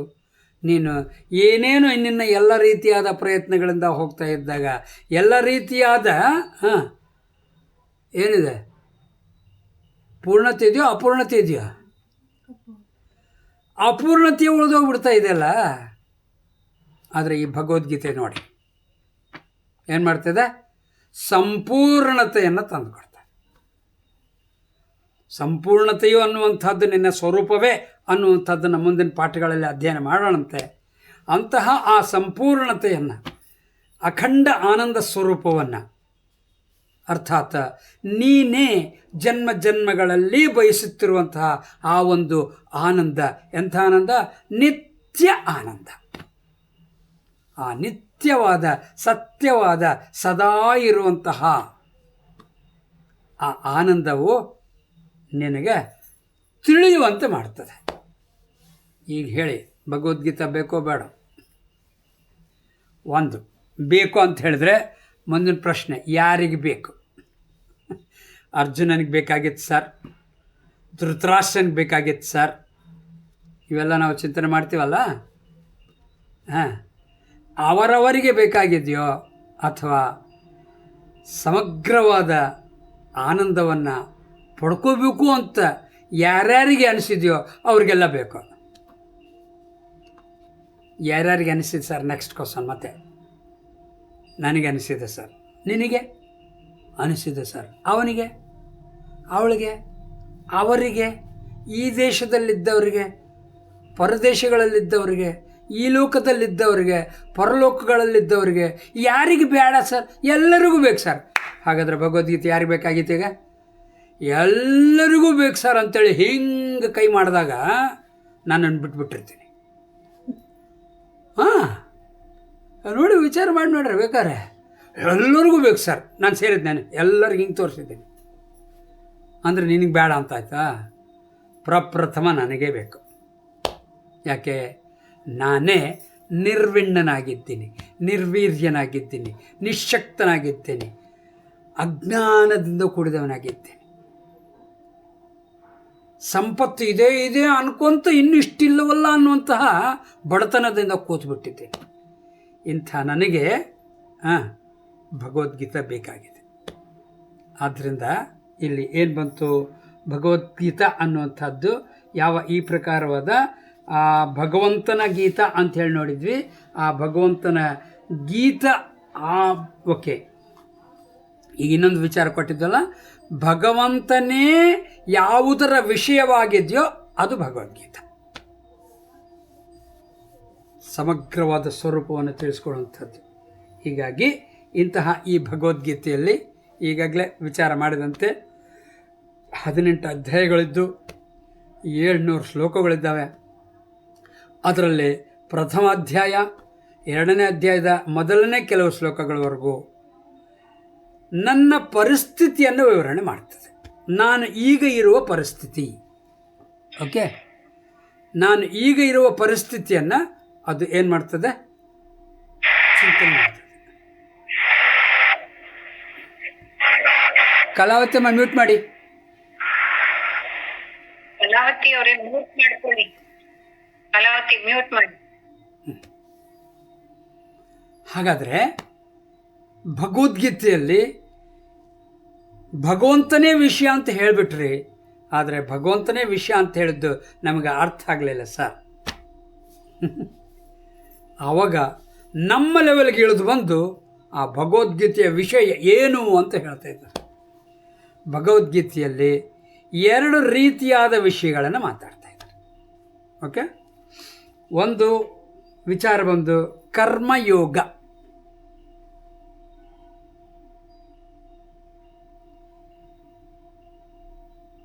ಅರ್ಥಾತ್ ಭಗವದ್ಗೀತೆಯಲ್ಲಿ ಕರ್ಮದ ಜೀವನದ ಬಗ್ಗೆ ಮಾತಾಡ್ತದೆ, ಇನ್ನೊಂದು ಸನ್ಯಾಸ ಜೀವನದ ಬಗ್ಗೆ ಮಾತಾಡ್ತದೆ. ಈ ಪ್ರಕಾರವಾಗಿ ಭಗವದ್ಗೀತಾ ಕರ್ಮದ ಬಗ್ಗೆ ಚಿಂತನೆ ಮಾಡ್ತಾ ಇರೋದ್ರಿಂದ ಅದಕ್ಕೆ ಕರ್ಮಯೋಗ ಶಾಸ್ತ್ರ ಅಂತಲೂ ಕರೀತಾರೆ. ಓಕೆ, ಕರ್ಮಯೋಗ ಶಾಸ್ತ್ರ ಅಥವಾ ಯೋಗಶಾಸ್ತ್ರ ಅಂತ ಕರೀತಾರೆ.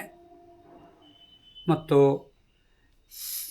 ಸನ್ಯಾಸ ಜೀವನ ನಡೆಸುವಂತಹ ಬ್ರಹ್ಮಜ್ಞಾನ ವಿಷಯವನ್ನು ಇಟ್ಕೊಂಡಿರೋದ್ರಿಂದ ಅದಕ್ಕೇನಂತ ಕರೀತಾರೆ ಸರ್? ಬ್ರಹ್ಮವಿದ್ಯೆ ಅಂತಲೂ ಕರೀತಾರೆ. ಹೀಗಾಗಿ ಭಗವದ್ಗೀತೆಯಲ್ಲಿ ಏನು ವಿಷಯ ಕರ್ಮ ಮತ್ತು ಸನ್ಯಾಸ ಎರಡೂ ಕೂಡ ಅದರಲ್ಲಿ ಸೂಚನೆ ಮಾಡ್ತಾ ಬಂದಿದ್ದಾರೆ. ಇನ್ನು ಒಂದು ವಿಚಾರ ಮಾಡಿ ಇವತ್ತಿನ ಕ್ಲಾಸ್ ಮುಗಿಸೋಣಂತೆ. ಏನಪ್ಪ ವಿಚಾರ ಅಂತ ಹೇಳಿದ್ರೆ, ಈ ಪ್ರಕಾರವಾದ 2 ರೀತಿಯಾದ ವಿಷಯಗಳನ್ನು ಮಾತಾಡ್ತಾ ಏನನ್ನು ತೋರಿಸ್ಲಿಕ್ಕೆ ಬಂದಿದೆ ಸಾರ್ ಅಂತ ಹೇಳಿದ್ರೆ ಎರಡೂ ಕೂಡ ಬ್ರಹ್ಮವಿದ್ಯೆಯನ್ನೇ ತಿಳಿಸ್ಲಿಕ್ಕೆ ಬಂದವೆ. ನಿನಗಿರುವಂತಹ ಅಜ್ಞಾನ ಕಳೆಯುವಂಥದ್ದೇ ಅದರ ಗುರಿಯಾಗಿದೆ. ಯಾವುದರ ಅಜ್ಞಾನ? ಸರ್ವ ವಿಷಯಗಳ ಅಜ್ಞಾನ. ಸರ್ವ ವಿಷಯಗಳ ಅಜ್ಞಾನವೋ ಅದು ಒಂದು ಭಾಗ ಮಾತ್ರ. ಇನ್ನೊಂದೇನು ಸರ್? ನಿನ್ನ ಬಗೆಗಿನ ಅಜ್ಞಾನ.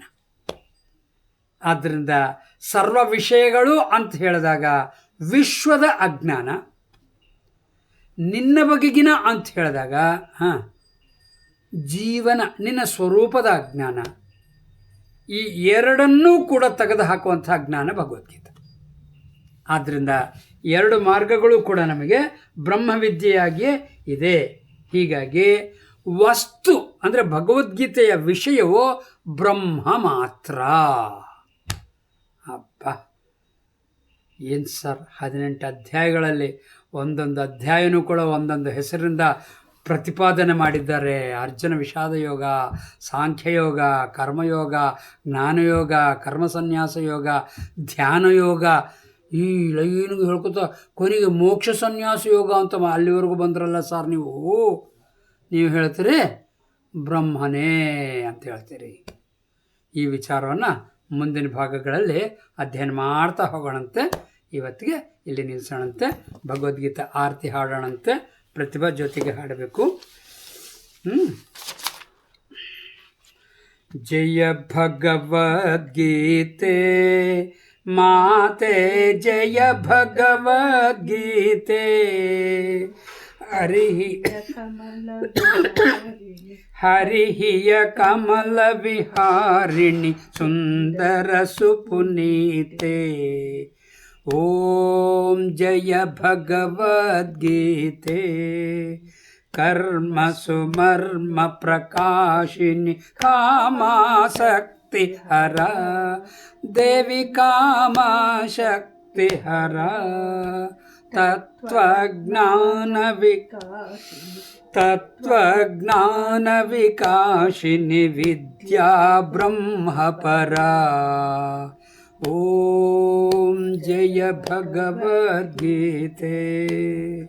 ನಿಶ್ಚಲ ಭಕ್ತಿ ವಿದಾಯಿನಿ ನಿರ್ಮಲ ಮಲಹಾರಿ, ದೇವಿ ನಿರ್ಮಲ ಮಲಹಾರಿ.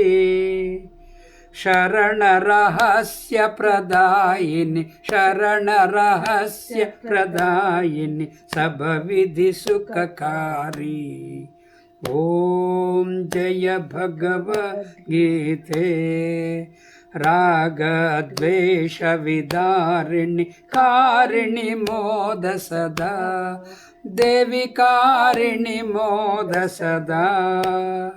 ಭವ ಭಯ ಹಾರಿಣಿ ತಾರಿಣಿ, ಭವ ಭಯ ಹಾರಿಣಿ ತಾರಿಣಿ, ಪರಮಾನಂದ ಪ್ರದಾ. ಓಂ ಜಯ ಭಗವದ್ಗೀತೆ. ಆಸುರ ಭಾವ ವಿನಾಶಿನಿ ನಾಶಿನಿ ತಮರಜನಿ, ದೇವಿ ನಾಶಿನಿ ತಮರಜನಿ. ದೈವಿ ಸದ್ಗುಣದಾಯಿನಿ, ದೈವಿ ಸದ್ಗುಣದಾಯಿನಿ, ಹರಿರಸಿಕಾ ಸಜನಿ. ಓಂ ಜಯ ಭಗವದ್ಗೀತೆ. ಸಮತಾ ತ್ಯಾಗ ಸಿಖಾವನಿ ಹರಿಮುಖ ಕಿ ವಾಣಿ, ದೇವಿ ಹರಿಮುಖ ಕಿ ವಾಣಿ. सकल शास्त्र की स्वामिनी, सकल शास्त्र की स्वामिनी, श्रुतियों की रानी. ओम जय भगवद्गीते.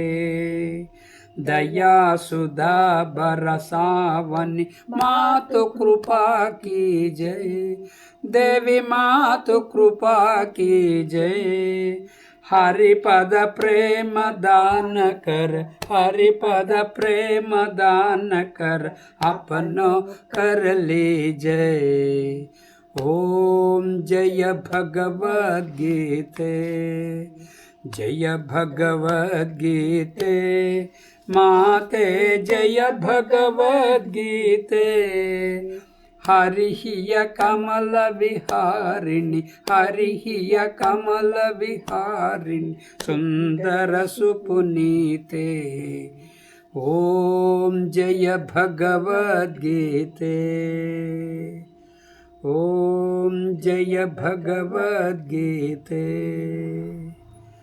ಓಂ ಪೂರ್ಣಮದಃ ಪೂರ್ಣಮಿದಂ ಪೂರ್ಣಾತ್ ಪೂರ್ಣಮುದಚ್ಯತೆ ಪೂರ್ಣಸ್ಯ ಪೂರ್ಣಮಾದಾಯ ಪೂರ್ಣಮೇವಾವಶಿಷ್ಯತೆ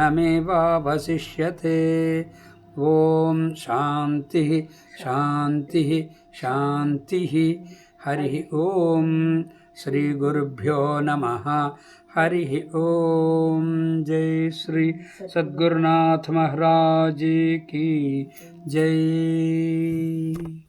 ಧನ್ಯವಾದ.